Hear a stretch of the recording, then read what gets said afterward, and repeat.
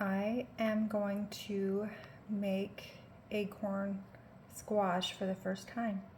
So it seems like a really easy recipe. Just cut this in half, scrape the seeds out, put melted butter on the insides, and then bake it for 30 minutes.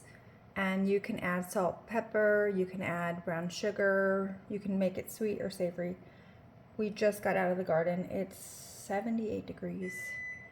And so yeah, I'm melting some butter. And yeah, these ones we got it at Costco. So yeah, they're like little self-serve bowls, and they came in a variety pack. So I grew all these, but my hands are dirty because I was in the garden. But these came in a little pack. They're a little squash. I mean, at Costco. So yeah, these ones are like carnival squash. So yeah, so I'm excited to try them.